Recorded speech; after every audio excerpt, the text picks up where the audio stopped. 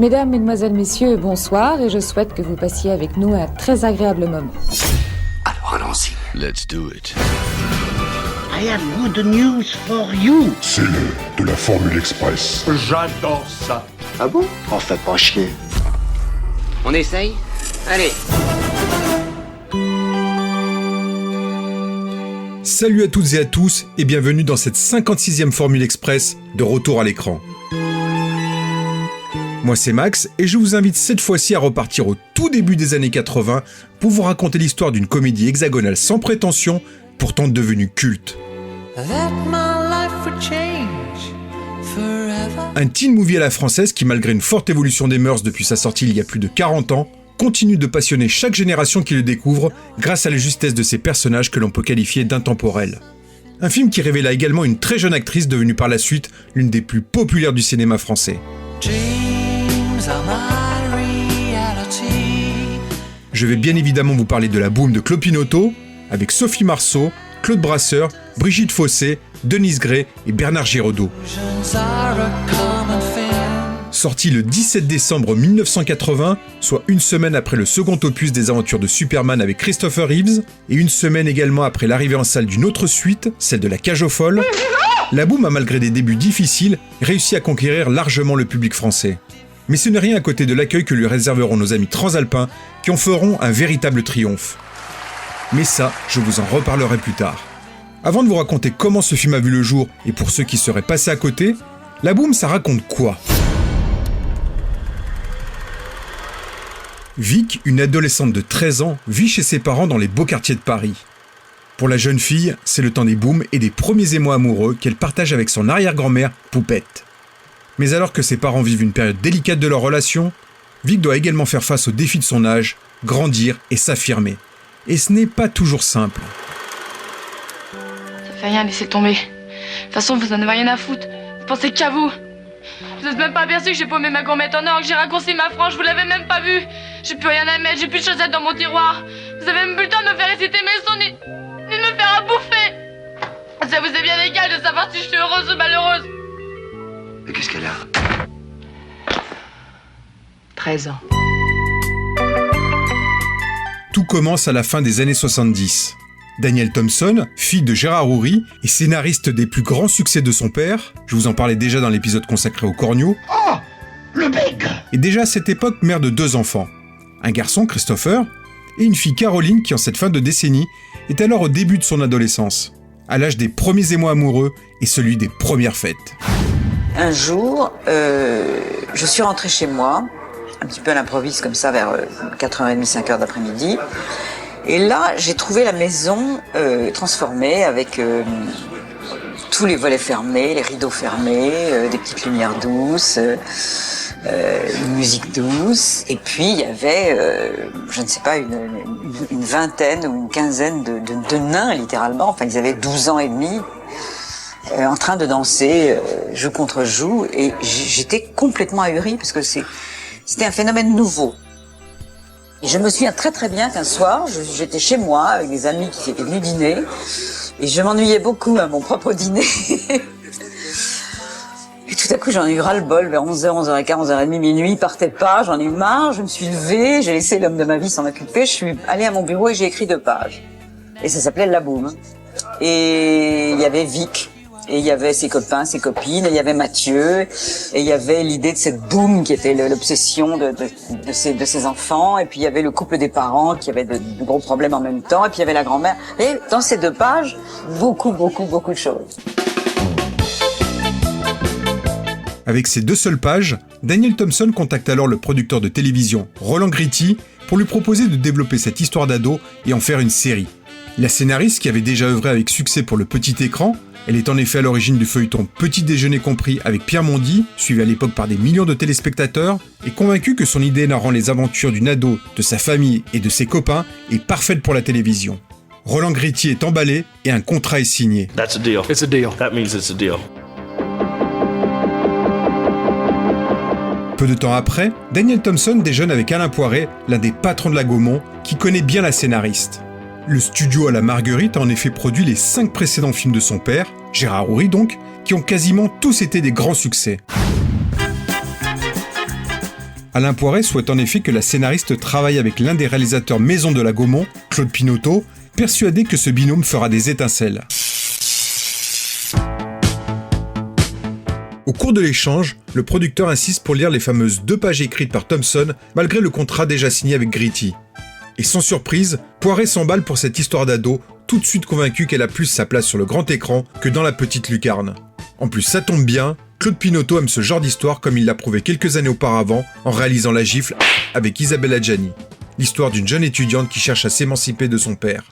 J'avais envie de faire un film sur cette période de la vie, parce que moi-même, quand j'avais 14 ans, à l'âge de Mathieu, j'étais fou amoureux des filles, mais j'étais romantique, sentimental, je me soigne, hein. Mais c'était une merveille. Je me souviens quand elle s'appelait Christiane, j'étais fou amoureux d'elle, j'avais 14 ans, elle devait en avoir, 12, 13. Ben, quand elle m'a donné la permission de l'emmener sur ma moto, quand je montais les 4 étages, j'avais le cœur qui battait tellement que quand j'arrivais au 4e étage, il fallait que j'attende que le cœur se calme avant d'oser frapper à la porte. Bon, donc j'étais totalement excessif. Reste donc à Poiret de persuader la scénariste de rompre son contrat avec Gritty, de signer avec la Gaumont et de travailler avec Claude Pinoteau. Ce qu'il parviendra rapidement à faire en obtenant un budget confortable pour la production du film, notamment grâce à l'apport financier de Marcel Dassault, célèbre PDG du groupe aéronautique, passionné de cinéma.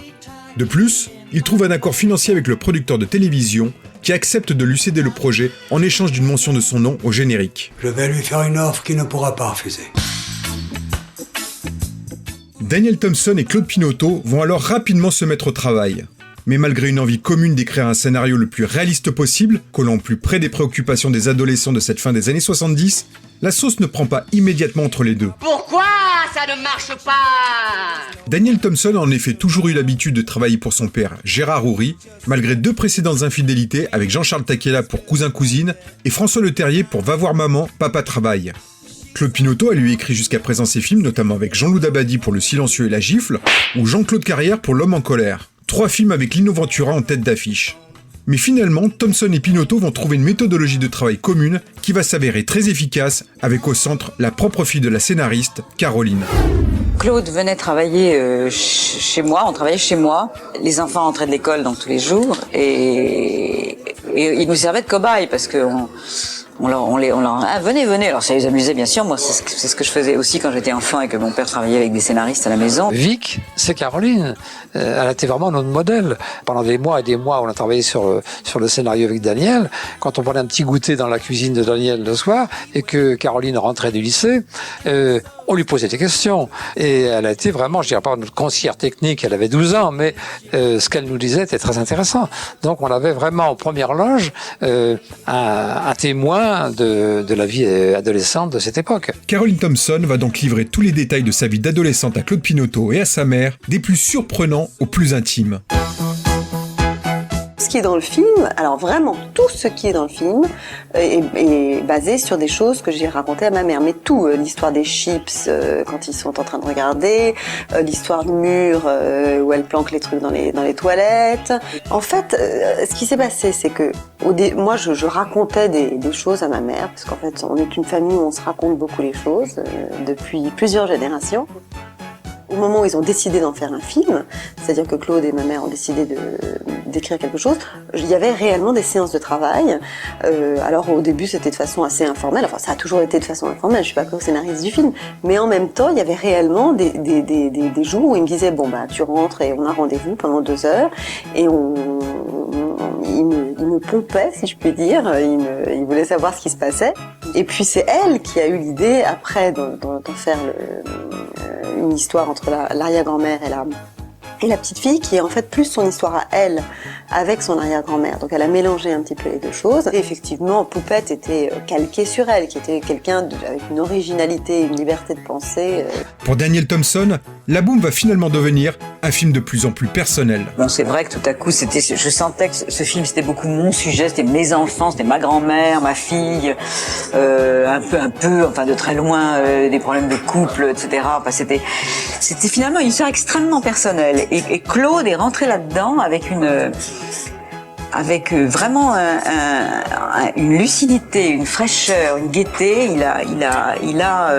Je n'ai jamais, je me suis sentie, c'est le cas de dire, trahi, comme on demande. Jamais. J'ai toujours pensé qu'il l'avait fait exactement comme je l'avais imaginé, comme c'était. Et c'est vrai que bon, il a fait ce qu'on fait dans ces cas-là, c'est-à-dire qu'il en a fait son film, parce que La Boum, c'est un film de Claude Pinoteau. Très vite se pose naturellement la question de savoir qui seront ceux qui incarneront tous les personnages de cette comédie adolescente, en commençant bien sûr par celui de Vic. Pour cela, le binôme fait appel à Françoise Ménidré, toute jeune directrice de casting à l'époque. J'ai vu 3000 ados en 4 mois, 3 mois en 4 mois. Ouais. Et Sophie, c'était la 42e. Les stagiaires à la mise en scène, des stagiaires de Françoise Ménidré, il y avait beaucoup de monde qui était chargé de chercher. Il y avait évidemment un petit panel sur le marché qui faisait de la pub, qui faisait des choses comme ça, mais très peu. Donc là, je suis parti faire les clubs de tennis. On est allé dans les piscines. On a fait des cours de récréation. C'était génial parce que j'étais dans les cours des collèges et j'avais tous ces gamins qui venaient vers moi. Ça m'est arrivé de faire les sorties de lycée. Bon, on pouvait penser que j'étais... Bon, alors on avait des cartes Gaumont et on sortait quand on voit une fille, on disait « C'est les mademoiselles Saint-Laurent, excusez-moi ». Je les filmais, puis je prenais leur téléphone et puis je les rappelais après. Gaumont prépare un film avec des jeunes. Voilà. Ils arrivaient par bus ou ils arrivaient du métro de la Porte de Saint-Cloud parce qu'on avait alerté la presse qu'on recevait tous les samedis à Boulogne-Billancourt. Ils se présentaient, je m'appelle un tel, j'étais large, etc., etc. Bon, on devait lui tourner la tête pour voir son profil, etc. Plan-pied pour voir sa taille à côté d'un assistant pour voir les rapports. Il y avait Emmanuelle Béard, qui avait donc 13 ans à l'époque, 13 ans et demi, qui était absolument ravissante. Il y avait Mathilde Amet, pareil, elle était aussi danseuse à l'opéra. D'autres jeunes filles, qui deviendront par la suite des actrices de renom, tentent également d'intégrer le casting de La Boum. Alors, je m'appelle Christiana Reali. Je suis née le 16 mars 1965. J'ai fait du théâtre je fais du théâtre depuis 3 ans. Puis en juin dernier, j'ai eu le 2e prix d'une audition que j'ai passée. Pas que le premier prix, Le premier, oui, mais elle a eu le premier parce qu'elle avait plus d'avenir que moi. Voilà, donc on a fait le casting au fur et à mesure, tout en cherchant Vic, on faisait le casting du reste de la distribution. Ce qui est formidable chez Claude, c'est que il attend pas qu'on fasse le travail pour lui, lui aussi il bouge. Alors il est allé à l'opéra avec Daniel Thompson. Et c'est comme ça qu'on a choisi à l'opéra la petite Alexandra Gonin qui fait le rôle de Samantha. Bonjour, je m'appelle Alexandra Gonin. Je suis à l'opéra depuis d'1 an, 1 an et demi. Je rentre pour ma 2e année, j'ai fait du cheval. D'ailleurs, elle est étonnante parce que maintenant elle est mère de famille, mais on lui mettrait ses petites pigtails, on la mettra en gros plan, elle n'a pas changé, elle est prodigieuse, les gens la reconnaissent dans la rue. Françoise Ménidré et Claude Pinoteau vont également caster les jeunes. Laurence Guigon, Jean-Philippe Léonard, Laurent Ndiaye, Alain Bégel, Alexandre Sterling et puis celle qui incarnera la meilleure copine de Vic. Je m'appelle Sheila O'Connor, j'ai 14 ans, je suis née le 4 mai 66, je mesure 1,50 m. J'adore la danse, j'aime beaucoup le sport et la musique. Il fallait, comme dans beaucoup de films, il y a généralement l'acteur principal ou l'actrice principale, généralement un confident. C'est un peu classique chez Shakespeare, ça existe déjà. Il y a toujours un personnage qui aide à voir ce qui se passe dans la tête du personnage principal grâce à son confident. Sheila O'Connor incarnera donc le rôle de Pénélope, la meilleure amie de Vic. Vic, justement. Si Françoise Ménidré et Claude Pinoteau parviennent à dénicher la petite bande qui entourera l'adolescente, ils peinent à trouver la jeune actrice qui saura donner vie à ce personnage central. Moi, j'ai une conviction totale, c'est que je sais qu'on trouve toujours. La personne existe, le personnage existe. Maintenant, il faut se donner tous les moyens de le trouver. Je sortais d'une cour de récréation et je me retrouve à l'opéra, comme ça, et il y avait une agence de mannequin enfant, je dirais, adolescent, qui s'appelait Vogue, qui n'existe plus, avec qui j'avais travaillé quand je faisais de la publicité. Et ils n'ont pas le droit de faire de long métrage, ils n'ont pas de licence. Toutes les agences de pub, comme ça, ils n'ont pas le droit. Je suis montée les voir et puis je leur ai dit, bon voilà, je cherche pour un film, soyez sympas, montrez-moi vos fichiers. Bon, alors, comme ils me connaissaient, ils m'ont sorti leurs fichiers. Et Sophie était venue la veille s'inscrire avec une copine. Je crois qu'elle était l'avant-dernière, je crois. Voilà, et elle est rentrée, elle a une espèce de chasuble. Elle avait un petit côté très digne, très réservé. Elle ne cherchait pas à faire du charme comme les autres petites filles qui rigolaient. Je m'appelle Sophie Maupu, je fais 1m65. J'ai jamais fait de cinéma et ça m'intéresserait d'en faire. Sophie Maupu, qui par la suite changera de nom à la demande même de Claude Pinoteau, devient rapidement une évidence pour le cinéaste et la scénariste Daniel Thompson. Elle était très juste, très simple, très juste. Bon, il y avait du travail, c'était pas parfait, mais c'était très juste. Elle ressentait vraiment ce qu'elle disait. Voilà, il y avait quelque chose de tellement... C'était tellement vie qu'elle était tellement délicieuse, tellement naturelle, tellement mignonne, tellement jolie d'une manière pas facile, tellement... C'était pas justement ces beautés régulières, ce côté petites filles qui sont déjà presque des mannequins. C'était pas ça du tout, c'était une vraie petite fille, quoi. On avait le mouton à 5 pattes. Alors, en faisant les essais, on disait si jamais on tombe sur un mouton à 6 pattes, on ne sait jamais, parce qu'en faisant les essais avec tout le monde, peut-être qu'il y en aurait encore une qui aurait été encore plus extraordinaire. Mais on savait qu'on l'avait. C'était un jour comme un autre, où j'avais décidé pour mes vacances de trouver un job. J'avais été dans des boulangeries, sur des marchés, dans des petits magasins, et c'était sans résultat. Et maman, qui se moquait un petit peu de moi, m'a dit un jour, elle m'a dit tiens, il y a une agence de mannequins bébés. C'était dans Télé 7 jours, je me souviens, une petite annonce.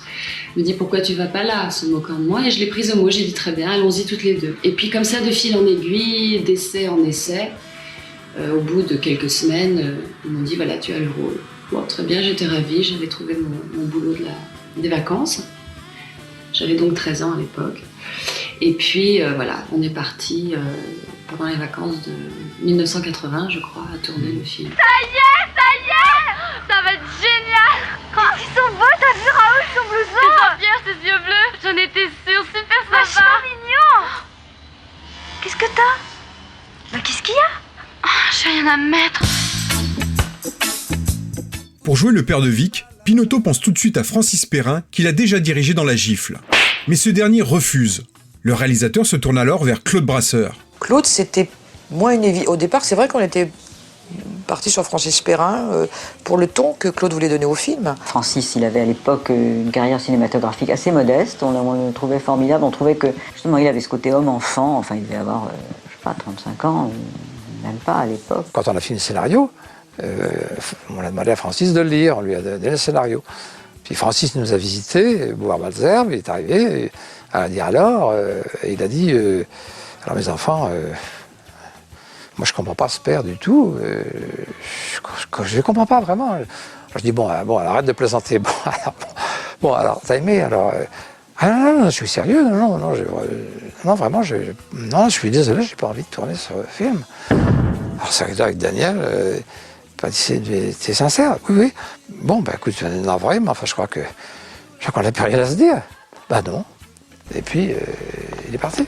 Comme j'avais déjà tourné avec Claude, le grand escogriffe, on se connaissait bien, j'ai appelé Claude, qui a lu le scénario, qui m'a dit, mais je signe tout de suite. C'est toujours très agréable de tourner avec des jeunes gens, si on peut leur apporter quelque chose, leur apprendre, et puis leur dire, bon, ça va...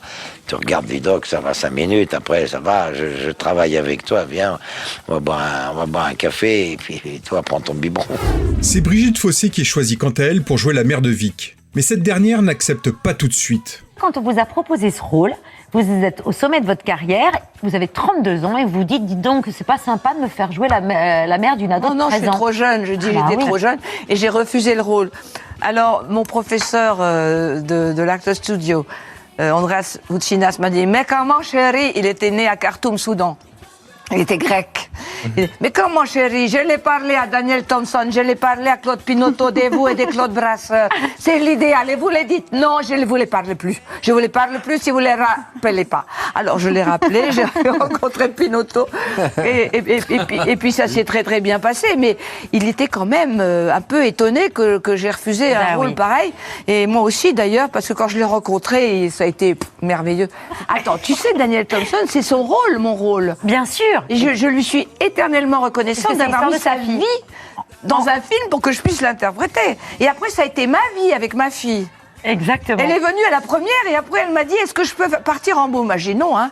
Tu as 11 ans, tu n'as pas 13 ans toi. Ah oui. Denise Gray, grande comédienne de théâtre, est choisie pour jouer l'arrière-grand-mère et confidente de Vic. Un rôle qui la rendra inoubliable. Ah, on est dans la merde. Provisoirement, mais jusque-là, qu'est-ce que vous en pensez, vous Bah oui, vous écoutez, alors tant qu'à faire, donnez-nous une idée, hein j'ai jamais... T'en as parlé à ta mère? Bah tu sais maman, en ce moment, Faudrait le rendre jaloux. c'est des trucs de ton époque ça. Alors dis-moi, c'est quoi la force de frappe aujourd'hui? Viennent compléter le casting Bernard Giraudot dans le rôle du professeur d'allemand de Vic et Dominique Lavanant dans celui de la maîtresse de Claude Brasseur. On m'avait dit que c'était quelqu'un c'était une grande séductrice, qui devait séduire Brasseur, etc. Donc voilà, c'était un défi qui m'amusait, puisque moi je fais ce métier uniquement pour le déguisement. Donc il fallait une nana habillée, en principe sexy, et j'avais trafiqué mon corps avec des espèces de boursouflures, un truc un peu moulé. Mais bon. Et la costumière me met pratiquement pour le tournage comment vous dire, la jupe grise droite en flanelle et enfin j'étais habillée en guidouille tout d'un coup. Et affolement le jour du tournage.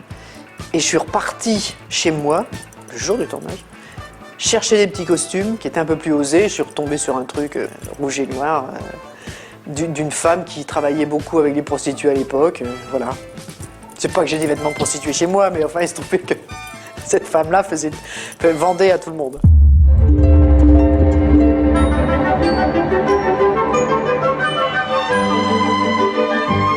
Le tournage débute le 16 juillet 1980 au lycée Henri IV, au cœur du quartier latin à Paris, dans une ambiance de colonie de vacances. Et ça les amusait.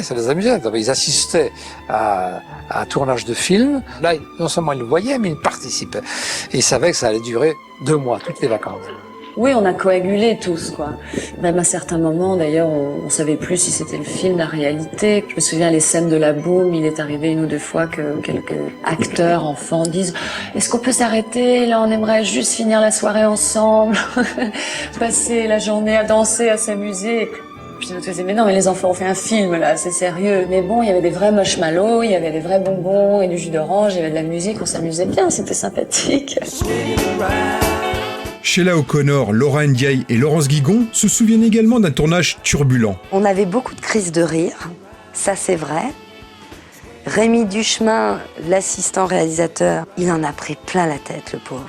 Il a vraiment souffert, je pense, mais on le détestait. Absolument, absolument. Bah oui, pourquoi pas.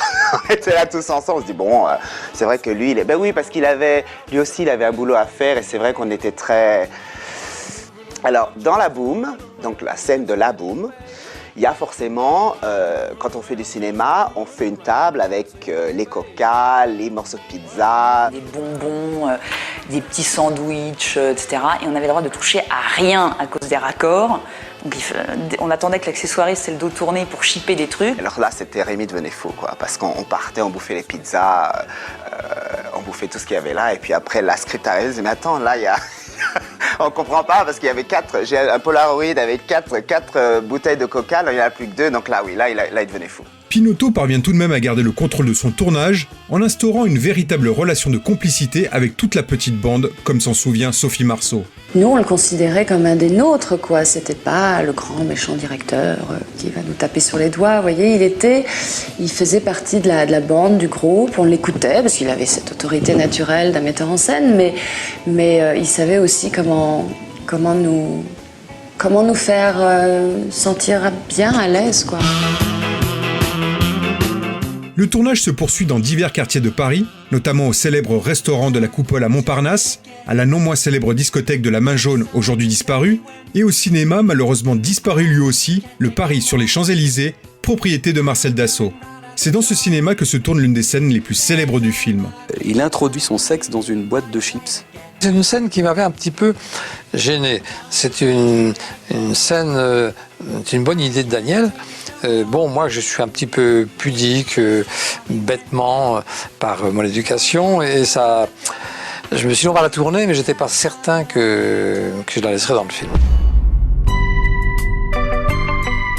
Les prises de vue de la boum s'achèvent le 20 septembre 1980 et c'est la monteuse Marie-Joseph Yoyotte, qui a notamment travaillé avec Yves Robert, Jean-Paul Rapneau, Jean-Jacques Benex ou Alain Corneau, qui est chargée de mettre en forme le film. Un bon monteur, une bonne monteuse, doit mettre le réalisateur en confiance, il doit de toute façon le rassurer, parce qu'un réalisateur qui vient de terminer un film est une personne fatiguée, inquiète, déçue par certaines choses, parce qu'il avait dans sa tête un chef-d'œuvre et il a des petites déceptions à tous les degrés, qu'il n'a même pas le temps de formuler, et il s'attend au pire quand il voit le premier montage. Il y a très très peu de films où on regrette les coupes qu'on a faites. On peut les regretter en soi, parce qu'on peut dire la scène était formidable, mais en plus regarder la scène après et dire ben oui, non, elle n'avait pas sa place dans le film.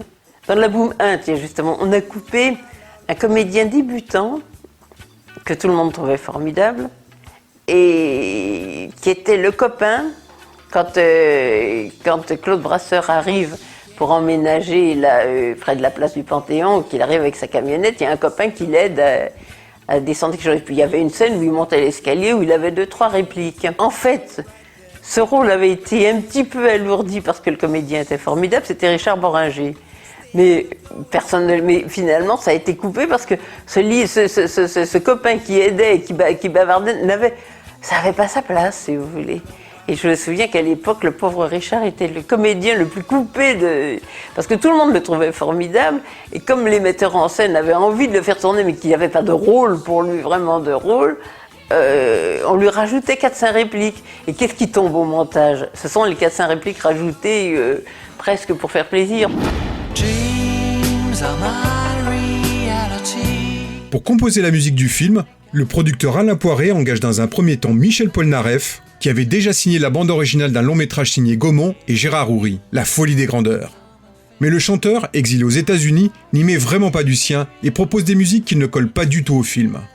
Exit Polnareff, Pinotto appelle Vladimir Cosma, spécialiste de la comédie française des années 70 et 80, à la rescousse. Pour moi, ça a été un problème, ce film, puisque j'étais pas dans la lignée des compositeurs qui font des musiques de danse. J'ai jamais de ma vie été dans une boîte de nuit, je connaissais pas du tout les groupes, tout ça, ce qui se faisait en la matière. Ça m'intéressait pas particulièrement. Et donc, quand on m'a donné la commande de ce film, en fait, je me trouvais à Saint-Jean-Cap-Ferrat, à la mer, en train d'écrire la musique de l'inspecteur La Bavure et du coup du parapluie en même temps. Et là, il y a un coup de téléphone de la Gaumont qui m'envoie le scénario, qui me demande de faire un thème dans une semaine parce qu'il y a besoin pour le film, pour le tournage et tout ça. Bon. J'étais pas du tout préparé à ça, je voulais pas tellement le faire. Ouais, j'ai lu le scénario, mais c'était un film avec des jeunes qu'on connaissait pas. Ça promettait pas d'être un grand film et tout ça. Et donc, dans un premier temps, j'ai refusé. Alors là, j'ai eu un coup de téléphone de monsieur Alain Poiré, qui était directeur à la Gaumont, patron, très furieux, enfin, un peu énervé en me disant, écoutez, monsieur Cosma, vous n'êtes pas là qu'à faire les grands films que nous produisons. Pour une fois qu'on a besoin de vous, de faire la musique d'un petit film, et on a besoin d'urgence, il faut le faire, etc. Bon. Donc il y avait plus de discussion, ouais, c'était un ordre, quoi.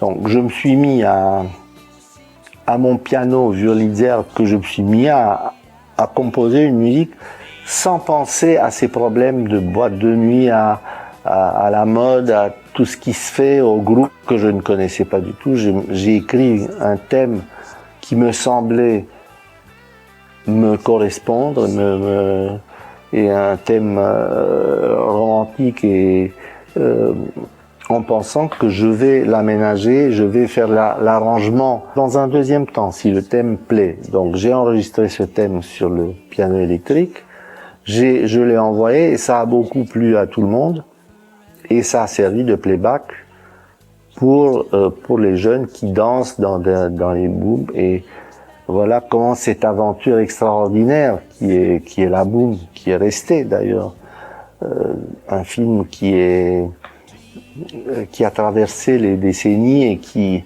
n'a pas été remplacé dans le cœur des jeunes et des gens par un autre film. C'est toujours une sorte de référence qui fait qu'à mes concerts, je me retrouve souvent avec la grand-mère, la mère, l'enfant et le petit-enfant, et ils ont tous aimé la boum. Et voilà, c'est devenu quelque chose de spécial. Et pourtant, c'était pas gagné.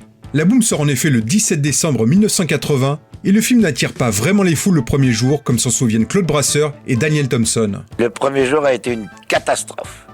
Le premier jour, ça a été une catastrophe. Le jour de la sortie du film, il y avait personne. Je me souviens vraiment bien de ce dîner, d'une morosité terrible. Alors ça, je m'en souviens. Je me souviens des têtes catastrophées de tout le monde. Ah, merde, qu'est-ce qui s'est passé?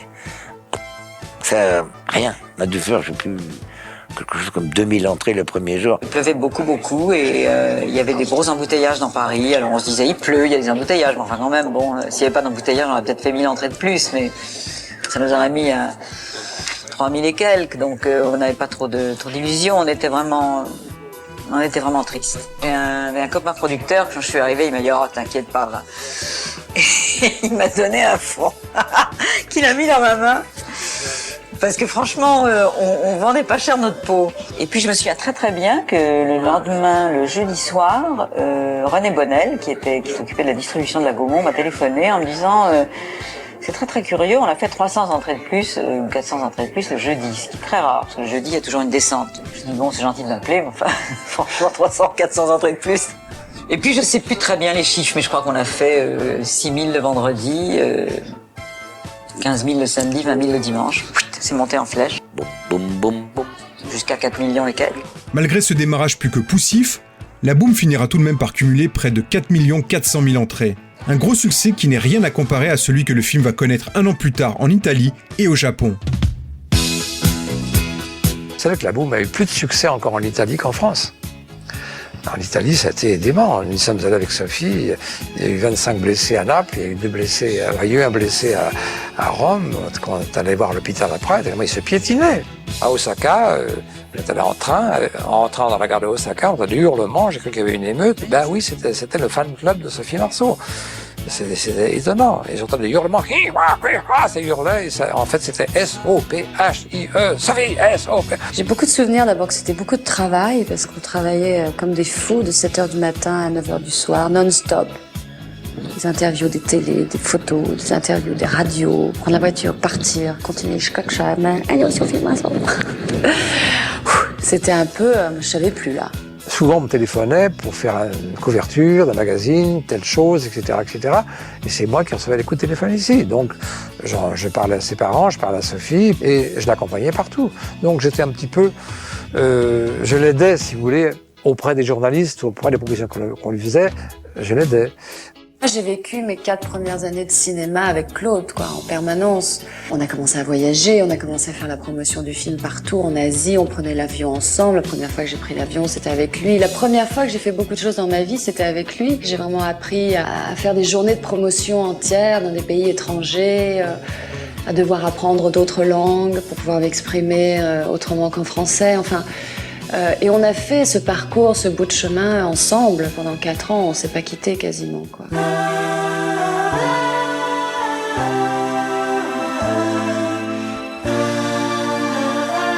4 ans, car le triomphe mondial de la boum ne pouvait pas rester sans suite.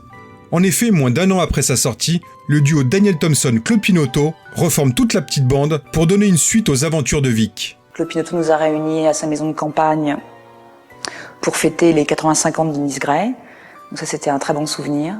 C'est là d'ailleurs où on a appris, c'est ce jour-là qu'on a appris qu'il y aurait la Boum 2. J'ai une bonne nouvelle, Léon. On fait la deuxième partie de la Boum. Ah putain, qu'est-ce qu'il m'avait pas dit là? Il voulait absolument garder la même équipe, il voulait que tous les jeunes soient là pour la Boum numéro 2, pour que vraiment on suive d'un film à l'autre tous ces jeunes qui entouraient Sophie Marceau. Le casting de cette suite sera également enrichi par les présences de Zabou Bretman, Philippe Kelly, Pierre Cosso et Lambert Wilson. J'avais l'impression quand même d'être un intrus et je sentais que j'entrais dans une communauté qui se connaissait très très très bien. Il y avait quelque chose de... c'est toujours particulier quoi, quand on débarque sur un plateau de sentir que les gens ont leurs habitudes déjà, quoi. Surtout quand vous-même vous êtes un peu un intrus. Tout ce petit monde me paraissait tout à fait détendu surtout. Et puis j'avais entendu parler de Sophie aussi. Bah oui, parce qu'en fait c'était, je savais que c'était un phénomène quand même. Je savais qu'il y avait quelque chose qui était de l'ordre du petit miracle qu'on a envie qui intrigue tout le monde, qu'on a envie de rencontrer. Si le tournage se passe toujours dans une bonne ambiance, certains jeunes gens présents sur le premier film se sentent un peu délaissés cette fois-ci par Claude Pinoteau, comme s'en souvient Laurent Ndiaye. Et c'est là que je crois qu'il n'a pas assuré, parce que le concept au niveau de la manière dont on l'a exposé, c'est-à-dire qu'on allait vraiment faire la prolongation de la boum, alors que finalement je crois que c'était plus un film sur Sophie Marceau, avec les autres un petit peu derrière comme ça pour en faire valoir. Là j'ai vraiment eu l'impression sur le tournage de la boum 2 d'être un faire valoir. Le public finit tout de même par se déplacer de nouveau en masse dans les salles pour suivre la suite des aventures de Vic. Sorti le 8 décembre 1982, soit presque 2 ans jour pour jour après le premier opus, la Boum 2 cumule une nouvelle fois plus de 4 millions d'entrées. Portée également par l'histoire d'amour qu'ont réellement vécu sur le tournage Sophie Marceau et Pierre Cosso.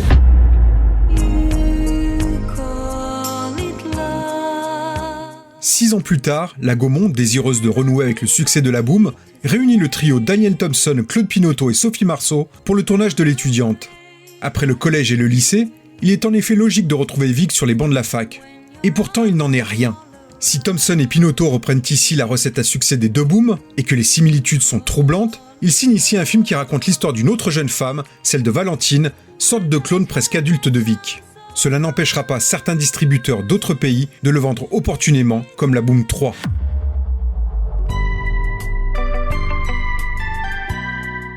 Alors que reste-t-il de la Boum aujourd'hui, plus de 40 ans après sa sortie ? Comme je le disais en préambule, malgré l'évolution significative des mœurs depuis le début des années 80, la Boum reste encore et toujours un film plébiscité par toutes les générations qui se sont succédées depuis. En effet, si le téléphone fixe a été remplacé par le portable, les médias traditionnels par les médias sociaux avec l'arrivée d'Internet, si la société a évolué dans son rapport à l'autre, à la culture, à la politique, à l'environnement, les aspirations des adolescents et les problèmes des adultes sont restés sensiblement les mêmes. Quête de l'amour, de la liberté et de l'indépendance pour les uns, la gestion du quotidien et la lutte contre la routine pour les autres. Sur ces points, rien n'a vraiment changé en 40 ans. Juste à me regarder comme ça. Qu'est-ce que je porte? François, qu'est-ce que tu portes? Oui, enfin, comment je suis habillée? Enfin, écoute, François, chemisier beige et puis... Et puis quoi? Là, en dessous, sous la table. Je porte un pantalon, des bottes, une jupe fendue, des talons, des bas noirs. Ah, je demande pas à Vic, je te demande à toi. Non, mademoiselle. Bah... Tu es venu nous chercher, nous avons pris l'ascenseur, nous sommes montés dans la voiture, descendus de la voiture, entrés dans le restaurant. Tu n'as pas regardé mes jambes une fois. Mais parce que je les connais, tes jambes, elles sont ravissantes. Oui, mais tu ne la regardes plus. Tu ne me regardes plus. D'abord, c'est pas vrai, je te regarde. Mais si, je te trouve très belle. Mais effectivement, ce soir, si j'ai pas regardé tes jambes, c'est parce que j'avais la tête ailleurs. Ce qui fait également que la Boum fonctionne toujours aujourd'hui, ce sont ces portraits peints avec justesse et authenticité par Daniel Thompson et Claude Pinoteau de ces personnages qui ressemblent à beaucoup de gens que nous avons connus, mais surtout qui nous ressemblent. Et ce n'est pas parce que le duo nous montre ici des gens issus de la petite bourgeoisie parisienne que nous ne pouvons pas nous retrouver, chacun d'entre nous, en Vic, ses copains, ses parents. Certes, dans sa forme, le film de Claude Pinoteau a pris un sacré coup de vieux, mais pour ce qu'il nous raconte, il reste et restera intemporel. La Boum n'est pas simplement le film d'une génération, mais de toutes les générations. Voilà, c'était Max pour cet épisode consacré à la Boum. Tous nos autres épisodes sont toujours disponibles sur notre site retouralécran.fr, sur YouTube et sur les meilleures plateformes de podcast et de streaming musical.